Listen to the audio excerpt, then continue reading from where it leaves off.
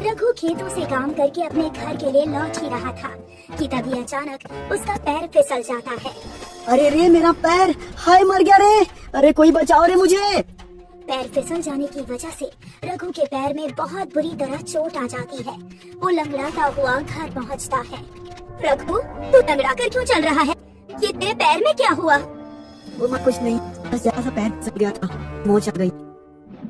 हे राम, तू इसे जरा सी मोच कह रहा है? देख तो कितना सूज गया है। रुक, मैं हल्दी लाकर अभी जल्दी से इस पर लगा देती हूँ, इससे तुझे आराम मिलेगा। रघु की माँ जल्दी से उसके पैर पर हल्दी लगा देती है और उसे आराम करने के लिए कहती है। अगली सुबह, हे भगवान, इस पैर को भी अभी टूटना था। अगर आज से खेतों में काम करने नहीं गया तो मालिक मुझे काम से निकाल देगा। फिर खाने के लिए पैसे कहाँ से आएंगे? नहीं नहीं, मुझे कैसे भी हिम्मत करके काम करने तो जाना ही होगा। रघु जैसे ही काम पर जाने लगता है तभी उसकी माँ उससे कहती है, रघु, तेरे पैर में बहुत ज्यादा मोच आई हुई है, फिर तू ऐसे में काम कैसे करेगा? मैं तो कहती हूँ आज तू घर पर ही रहकर आराम कर। अरे एक दिन तू काम करने नहीं जाएगा तो कौन सा पहाड़ टूट जाएगा। तुम्हें नहीं पता माँ, वो मालिक कैसा है। अगर मैं आज काम पर नहीं गया तो मुझे काम से निकाल देगा। रघु अपनी माँ की बात बिल्कुल भी नहीं सुनता और वो लंगड़ाता हुआ खेतों पर काम करने के लिए चला जाता है। इस मोच की वजह से पैर में बहुत दर्द हो रहा है और मुझसे ठीक से खड़ा भी नहीं हुआ जा रहा। ऐसे तो काम नहीं कर पाऊंगा। ऐसे अगर मालिक ने मुझे देख लिया तो मुझे पैसे भी नहीं मिलेंगे। रघु काम करने की कोशिश करता है पर पैर में बहुत अधिक दर्द होने की वजह से वो ठीक से खड़ा भी नहीं हो पा रहा था और वो एक पेड़ के नीचे जाकर बैठ जाता है। तभी इतने में ही उसका मालिक आता है। ये क्या, तू यहाँ आराम से बैठा हुआ है? पैसे मैं तुझे काम करने के देता हूँ, ना कि आराम करने के। अब जाकर काम कर, नहीं तो तुझे एक पैसा भी नहीं मिलेगा। मालिक, मेरे पैर में मोच आने की वजह से बहुत दर्द हो रहा है, इसलिए मैं काम नहीं कर पा रहा। वो मुझे कुछ नहीं पता, मुझे शाम तक कैसे भी करके काम खत्म मिल जाना चाहिए, नहीं तो तुझे एक पैसा नहीं मिलेगा। शाम हो चुकी थी लेकिन रघु कुछ भी काम नहीं कर पाता। तभी उसका मालिक आता है और देखता है। ये क्या, तूने अभी तक कुछ भी काम नहीं किया है? अब तुझे पैसा नहीं मिलेगा। और हाँ, तुझे कल से काम पे आने की जरूरत नहीं है। ऐसा मत कीजिए मालिक, मैं और मेरी माँ भूखे मर जाएंगे। रघु अपने मालिक के आगे बहुत मिन्नतें करता है पर उसका मालिक उसकी एक नहीं सुनता, जिससे रघु बहुत ही दुखी होता है। सोचा था आज मालिक से कुछ पैसे लेकर घर के लिए राशन ले जाऊंगा, पर मालिक ने ना ही काम के पैसे दिए और ऊपर से कल से काम पर आने के लिए भी मना कर दिया। हे भगवान, अब क्या होगा? बिना पैसों के राशन कहाँ से आएगा? रघु ये सब सोचते हुए अपने घर की तरफ जा रहा था कि तभी ऊपर से जाते हुए एक परी के हाथ से उसका सुनहरा पंख छूटकर नीचे धरती पर गिर जाता है और रघु की नजर उस सुनहरे पंख पर पड़ती है। ये क्या चीज है? रघु उस पंख को उठा लेता है और उसे बड़े ध्यान से देखने लगता है। ये तो कोई सुनहरा पंख है। ऐसा पंख तो मैंने पहली बार देखा है, पर ये गिरा कहाँ से? फिर रघु उस सुनहरे पंख को अपने पास रख लेता है और अपने घर की ओर बढ़ जाता है। उसके बाद परी नीचे आती है और अपने सुनहरे पंख को ढूंढने लगती है। अभी तो यही गिरा था मेरा सुनहरा पंख, फिर कहाँ चला गया? अगर मुझे मेरा सुनहरा पंख नहीं मिला तो मैं अपने परी लोक में वापस नहीं जा पाऊंगी। परी बहुत देर तक अपने सुनहरे पंख को ढूंढती रहती है पर उसे वो सुनहरा पंख कहीं नहीं मिलता, जिससे वो बड़ी उदास हो जाती है। अगर वो सुनहरा पंख किसी गलत हाथों में लग गया तो अनर्थ हो जाएगा। मुझे कैसे भी करके उसे ढूंढना ही होगा। तभी परी की नजर अपने सुनहरे पंख पर पड़ती है जो रघु के हाथ में होता है। वो रहा मेरा सुनहरा पंख। मुझे उस लड़के से अपना पंख लेना होगा, पर कैसे? मैं ऐसे तो उसके सामने नहीं जा सकती।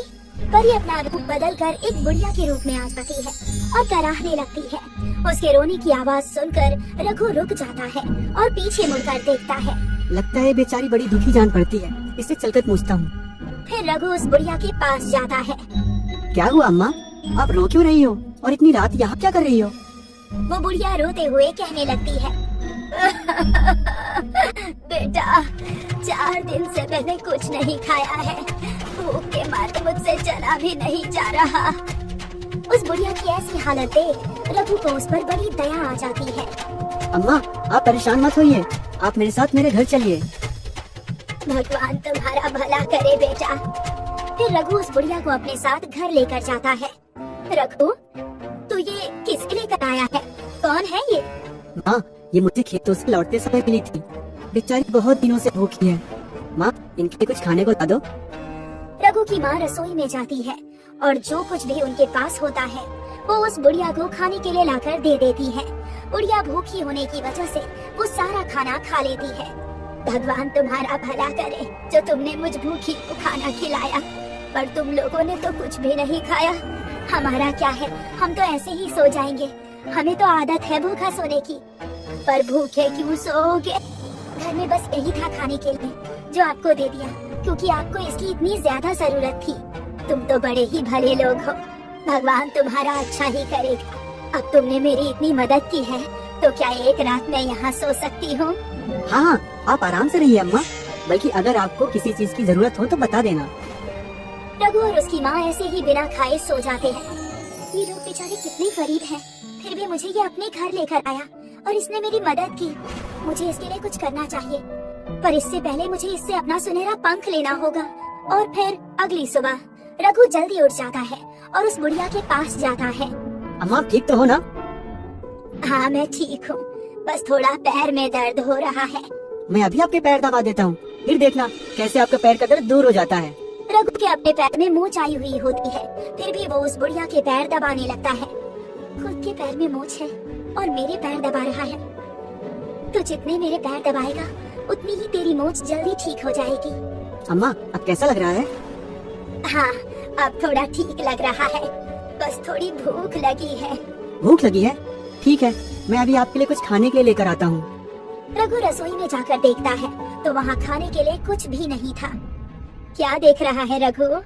तुझे रात को बोला तो था कि घर में कुछ भी खाने के लिए नहीं है और ना ही घर में पैसे हैं। सोचा था जब तू मालिक से पैसे लेकर आएगा तब उन पैसों से राशन आ जाएगा, पर ना ही पैसे आए और ना ही राशन। मालिक ने कल पैसे नहीं दिए और काम पर आने से भी मना कर दिया। हे भगवान, अब क्या होगा? घर में खाने के लिए कुछ भी नहीं बचा है, अब क्या होगा?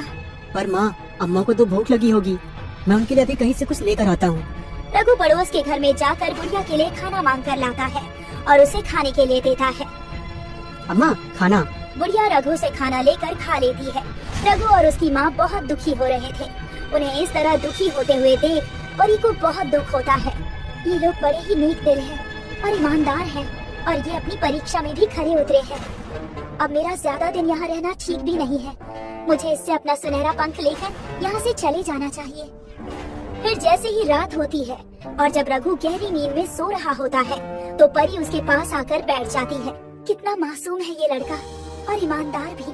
फिर परी उसके पैर पर अपना हाथ फेरती है और कुछ देर बाद जब रघु की नींद खुलती है और वो पानी पीने के लिए जैसे ही जाने लगता है तो वो देखता है कि ये क्या, मेरा पैर ठीक हो गया और दर्द भी बिल्कुल नहीं है। ये सब कैसे हो गया? मैं अब आराम से चल भी सकता हूँ और काम भी करने जा सकता हूँ। उसे इतना खुश होते हुए देख परी भी बहुत खुश हो रही होती है। तभी रघु अपने सामने बुढ़िया को बैठा हुआ देखता है। अम्मा, आप? अम्मा, देखो ना, मेरा पैर ठीक हो गया और ठीक से चल भी सकता हूँ। रघु, मैंने ही तुम्हारा पैर ठीक किया है। आपने मेरा पैर ठीक किया? पर कैसे? ये कहते ही वो बुढ़िया परी में बदल जाती है। आप परी हो? मैं परी लोक की रानी हूँ और मेरा सुनहरा पंख तुम्हारे पास है। जब तुम खेतों से काम करके लौट रहे थे तभी मेरा सुनहरा पंख नीचे गिर गया था और वो तुम्हें मिल गया। उसे लेने के लिए ही मुझे अपना रूप बदलना पड़ा। वो आप ऐसे भी मांग सकती थी। हम लोग किसी भी इंसान के सामने अपने असली रूप में नहीं आ सकते, पर तुम नेक दिल और अच्छे इंसान हो, इसीलिए मैं तुम्हारे सामने अपने असली रूप में आई हूँ। फिर रघु सुनहरा पंख लाकर परी को दे देता है। ये लीजिए आपका सुनहरा पंख। इस सुनहरे पंख के बिना मैं अपने परी लोक में नहीं जा सकती थी। तुम्हारी सेवा और ईमानदारी से मैं बहुत खुश हूँ। तुम मुझसे जो चाहे मांग सकते हो। क्या मांगू मैं? अच्छा, आप मुझे एक ऐसी चीज दे दीजिए जिससे मैं और मेरी माँ हम दोनों कभी भूखे ना रहें। अच्छा ठीक है, ये जादुई थाली है। इससे तुम जो भी मांगोगे वो निकलकर इस थाली में आ जाएगा। और हाँ, इसे बहुत संभाल कर रखना। और तुम्हारी दूसरी इच्छा क्या है? दूसरी इच्छा? आप मुझे एक रस्सी दे दीजिए जो हमेशा मेरा कहना माने। अच्छा ठीक है, ये लो रस्सी, ये सिर्फ तुम्हारा ही कहा मानेगी।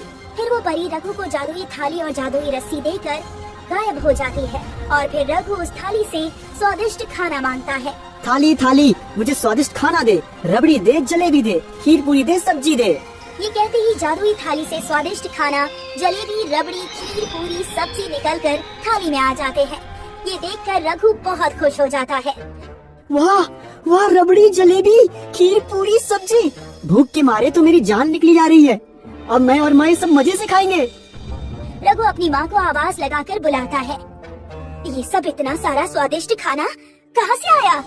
अरे माँ, ये सब मैं आपको बाद में बताऊंगा, अभी आप पेट भर के खाना खाओ। फिर रघु और उसकी माँ दोनों पेट भरकर स्वादिष्ट खाना खाते हैं। अब तो बता कि तू ये सब खाना लाया कहाँ से? माँ, यूँ समझो मुझे काम मिल गया। अरे ये तो बड़ी खुशी की बात है। बहुत दिनों के बाद इतना स्वादिष्ट खाना खाने के बाद दोनों चैन से सोते हैं। अगली सुबह रघु और उसकी माँ को जब दोबारा भूख लगती है तो रघु कमरे में जाता है और फिर से जादुई थाली से स्वादिष्ट खाना मांगता है। ये जादुई थाली, मुझे स्वादिष्ट स्वादिष्ट खाना दे, रोटी, सब्जी और मिठाई दे। फिर क्या था, देखते ही देखते स्वादिष्ट खाना, स्वादिष्ट मिठाई और रोटी सब्जी निकलकर आ जाते हैं।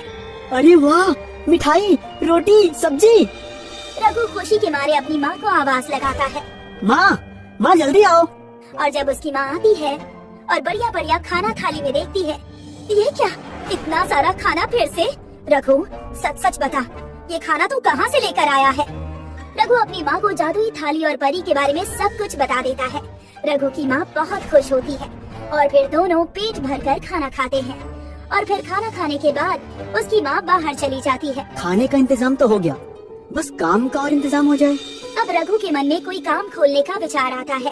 काफी सोचने के बाद वो एक ढाबा खोलता है और वो जादुई थाली से हर तरह का खाना जैसे रोटी, सब्जी, दाल, चावल, मिठाई मांगता है। देखते ही देखते जादुई थाली से सब कुछ बाहर आ जाता है और वहाँ पर बहुत सस्ता खाना मिलने की वजह से वहाँ लोगों की भीड़ लगी रहती है। अरे रघु भैया, ये काम कब से शुरू कर लिया? बस यूँ समझो आज से ही। आप बोलो क्या खाओगे? खाना बढ़िया था होगा ना? हाँ बिल्कुल, तो फिर खिला दो भैया, दाल, रोटी और चावल। ठीक है, अभी लाता हूँ। फिर रघु उस आदमी को खाने के लिए दाल, रोटी और चावल देता है और जैसे ही वो आदमी खाना खाता है, वाह क्या स्वाद है, सच में खाकर मजा ही आ गया। और फिर वो आदमी रघु से कहता है, अरे रघु भैया, तुम्हारे खाने में तो जादू है, जादू, सच में खाकर मजा ही आ गया।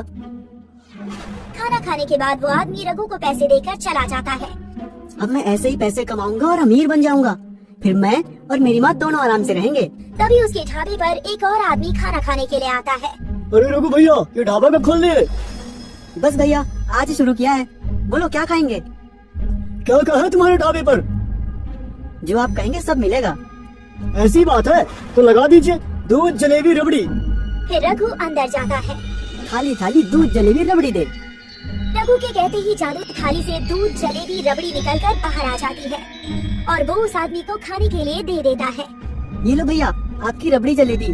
आदमी की रबड़ी जलेबी खाते ही उसके मुंह से एक ही बात निकलती है, ऐसी रबड़ी जलेबी तो मैंने आज तक नहीं खाई, पर इसके पास कल तक तो एक भी पैसा नहीं था। आज फिर अचानक इसके पास ढाबा खोलने के लिए पैसे कहाँ से आ गए? कुछ तो गड़बड़ है, पता लगाना पड़ेगा। तभी वो फिर रघु से एक और चीज खाने के लिए मांगता है। अरे रघु भैया, तुम्हारी रबड़ी जलेबी तो बहुत ही बढ़िया है, सच में खाकर मजा ही आ गया। क्या गुलाब जामुन और गाजर का हलवा मिल जाएगा भैया? हाँ हाँ, क्यों नहीं। फिर रघु जल्दी से अंदर जाता है और जादुई थाली से गुलाब जामुन और हलवा मांगता है और फिर उस आदमी को खाने के लिए लाकर देता है। ये रहा गुलाब जामुन और हलवा, जरा खाकर बताओ कैसा बना है। क्या हुआ भैया, क्या सोच रहे हो? खाना अच्छा नहीं लगा क्या?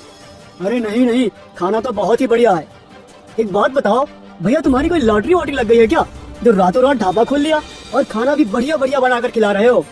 भैया आप क्या बताऊं, मैंने कुछ पैसे जोड़ रखे थे, बस उन्हीं पैसों से छोटा सा ढाबा खोल लिया। कुछ तो गड़बड़ है, ऐसा नहीं हो सकता, मुझे इस पर नजर रखनी होगी। वो आदमी रघु पर नजर रखता है। जब वो बाहर से रसोई की खिड़की से झांकता है तो वो देखकर हैरान हो जाता है। बड़ी भूख लगी है, जादुई थाली से कुछ आज अच्छा मांगता हूँ। फिर वो जादुई थाली से इमरती, हलवा, पूरी, खीर, रबड़ी मांगता है और फिर देखते ही देखते जादुई थाली से एक एक करके सभी चीजें निकलने लगती है। अच्छा तो ये राज है। फिर रघु और उसकी माँ दोनों खाना खाने लगते हैं। इतना सारा खाना खाकर तो मुझे नींद ही आ रही है। माँ चलो घर चलते हैं। फिर रघु और उसकी माँ दोनों सोने चले जाते हैं। मौका देखकर वो आदमी घर के अंदर घुस जाता है और वो जादुई थाली चुरा लेता है। और फिर अगली सुबह जादुई थाली कहाँ गई? मैंने तो रात में यही रखी थी, फिर कौन ले जा सकता है उसे? हे भगवान, बड़ी मुश्किल से तो सब कुछ ठीक हो रहा था। अगर वो जादुई थाली किसी गलत हाथों में लग गई तो अनर्थ हो जाएगा। नहीं नहीं, मुझे वो जादुई थाली ढूंढनी ही होगी। फिर रघु परेशान होकर हर जगह अपनी जादुई थाली ढूंढने लगता है, पर वो उसे कहीं भी नहीं मिलती। रघु हार कर एक पेड़ के नीचे जाकर बैठ जाता है। वाह वाह, इतना सारा स्वादिष्ट खाना, आज तो कसम से मजा ही आ गया। वाह जादुई थाली, तूने कमाल कर दिया। अच्छा तो ये बात है, इसके पास है मेरी जादुई थाली। रघु उस आदमी को पकड़ने के लिए जाता है, पर उस आदमी को पता चल जाता है और वो भागने लगता है। फिर तभी रघु अपनी जादुई रस्सी निकालता है। चली जा, बांध दे इस आदमी को जाकर। रघु के इतना कहते ही जादुई रस्सी उस आदमी को बड़ी बुरी तरह कसकर बांध देती है। अरे अरे, ये क्या, ये रस्सी कहाँ से आ गई और ये मुझे बांध क्यों रही है? अरे कोई तो रोको इसे, अरे कोई तो रोको इसे। क्यों, मजा आया ना? अब सच सच बताओ, तुमने ही मेरी जादुई थाली ली है ना? अरे नहीं, मैंने तुम्हारी जादुई थाली को देखा तक नहीं, फिर कहाँ से लूंगा? ये कहते ही वो रस्सी उसे और जोर से कसने लगती है। अरे मर गया रे, खोलो, बताता हूँ। अच्छा ठीक है, ये जादुई रस्सी रुक जा। रघु के कहते ही रस्सी उसे कसना बंद कर देती है। हाँ, मैंने ही तुम्हारी थाली चुराई थी, मुझे माफ कर दो और अपनी रस्सी से कहा मुझे खोल दे। ये जादुई रस्सी, खोल दे इसे। इतना कहते ही रस्सी उसे खोल देती है। ये लो भाई तुम्हारी थाली। रघु अपनी थाली लेकर बड़ा ही खुश हो जाता है और घर चला जाता है। उसके बाद वो उस थाली को बड़े ध्यान से रखता है और अपने ढाबे पर सस्ता खाना बेचकर खूब कमाई करता है। जादुई अंडे की खेती। कविता और मोहन नामक दो पति पत्नी बाजार में अंडे बेचने का काम करते थे। अंडे बेचने का काम उनका पारिवारिक काम था। पहले मोहन के पिता बाजार में अंडे बेचा करते थे, उनके बाद अब मोहन और कविता ने मिलकर इस काम को अच्छे से आगे बढ़ाया था। मोहन के पास बहुत सारी मुर्गियां थी, जिस कारण उसे कभी भी बाहर से अंडे मंगवाकर बेचने की जरूरत नहीं पड़ी और उसको अच्छा खासा मुनाफा होता था। मोहन और कविता मुर्गियों का बहुत अच्छे से ख्याल रखते थे और दोनों मिलजुल कर अंडे की दुकान चलाते थे। मोहन की माँ उनके बच्चों के साथ घर पर रहा करती थी। एक दिन मोहन देखता है कि उसकी दुकान के पास एक और अंडे की दुकान खुल गई है। अरे कविता, वो देखो, किसी ने अंडे की दुकान खोली है। हाँ, लेकिन इनको गांव में तो मैंने पहले कभी नहीं देखा। लगता है गांव में नए आए हैं। चलो, हमें क्या, हमारे ग्राहक हमेशा हमसे ही अंडे लेते हैं और आगे भी हमसे ही लेते रहेंगे। वो अंडे की दुकान मदन नामक आदमी की थी, जो कुछ समय पहले ही अपनी पत्नी के साथ शहर से आया था। मदन देखता है कि सभी लोग अंडे लेने सामने मोहन के पास जा रहे थे और उसके पास कोई भी अंडे लेने नहीं आ रहा था। लगता है मुझे कुछ करना होगा ताकि लोग मुझसे ही अंडे लेने आए। मदन अपनी दुकान के बाहर 5 रुपए के 2 अंडे लिख देता है और बाजार में घूमते हुए लोग जब उसे देखते हैं, अरे भाई, वो अंडे वाला 5 रुपए के 2 अंडे बेच रहा है और मोहन तो 5 रुपए का बस एक ही अंडा बेचता है। चलो चलो, आज इससे ही अंडे लेते हैं। सस्ते अंडे देखकर सभी लोग मदन से अंडे खरीदने लगते हैं। शाम होने तक मदन के सभी अंडे बिक जाते हैं, जिस वजह से बहुत ही कम लोगों ने आज मोहन से अंडे खरीदे थे। अरे आज तो बहुत सारे अंडे बच गए हैं। इस नए अंडे वाले की वजह से आज हमसे बहुत कम लोगों ने अंडे खरीदे हैं। अरे कोई बात नहीं कविता, काम में तो ये सब चलता रहता है। रात होने पर मदन अपनी पत्नी के साथ बैठकर पैसे गिन रहा था। आज तो अच्छी कमाई हो गई। सस्ते और मुफ्त की चीजों के पीछे लोग पागलों की तरह भागते हैं, लेकिन इतने सस्ते अंडे बेचकर हमें क्या बचेगा? अरे मैं तो 5 रुपए में 3 अंडे भी बेच सकता हूँ, क्योंकि मैं बाजार से पुराने अंडे ले आता हूँ जो मुझे बहुत सस्ते मिल जाते हैं। तुम्हारी ना इन्हीं हरकतों की वजह से हमें अपना गांव छोड़कर यहाँ आना पड़ा। अब तुम यहाँ पर भी गलत तरीके से काम करोगे? अरे सही रास्ते में कुछ कमाई नहीं होती। वैसे भी मैं बस अंडे ही तो खरीद कर बेच रहा हूँ। और वो वहाँ से उठकर चला जाता है। अगले दिन मदन और मोहन दोनों अपनी दुकान खोलते हैं।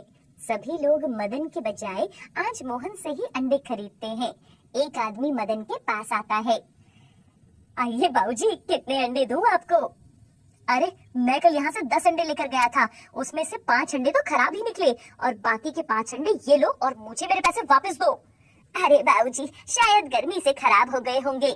आज तक मोहन भाई ने मुझे एक अंडा भी खराब नहीं दिया। सस्ते के लालच में मैं यहाँ गया था। और मदन उसके पैसे वापस कर देता है।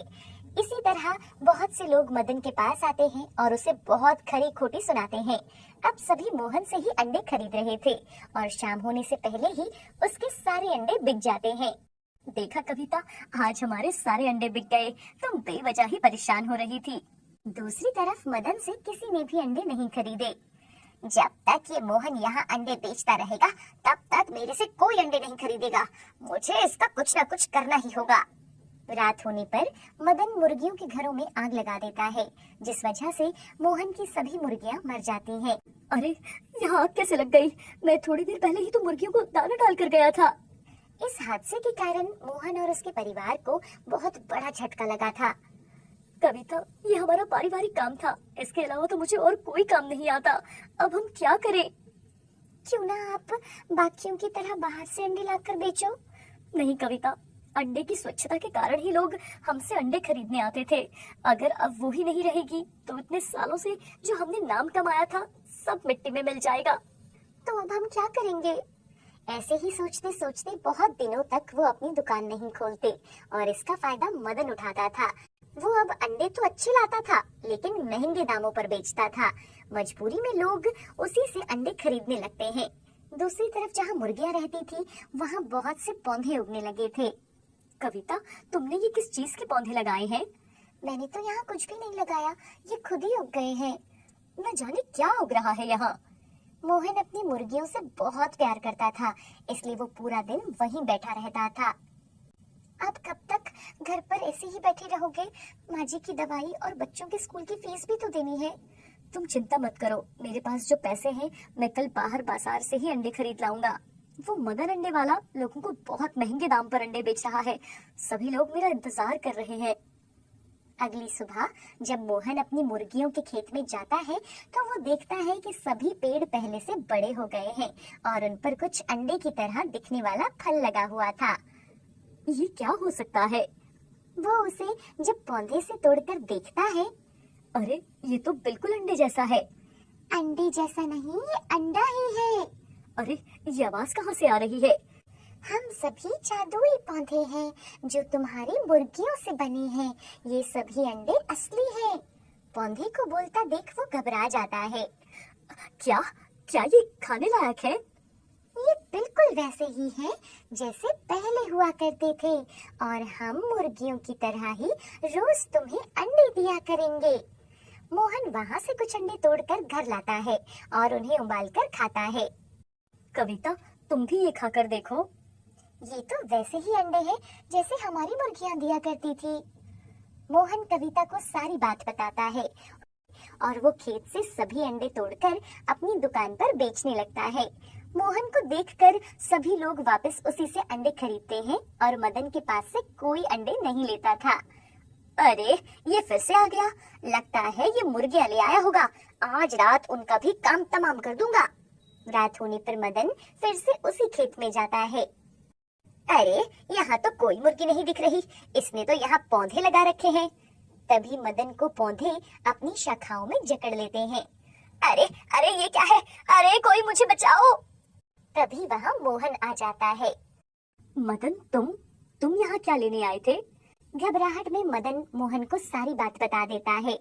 मुझे माफ कर दो मोहन, मैंने ही तुम्हारी मुर्गियों के घरों में आग लगाई थी। मुझे माफ कर दो, मैं तुम्हें अपनी शक्ल कभी नहीं दिखाऊंगा। मोहन के बोलने पर पौधे उसे छोड़ देते हैं।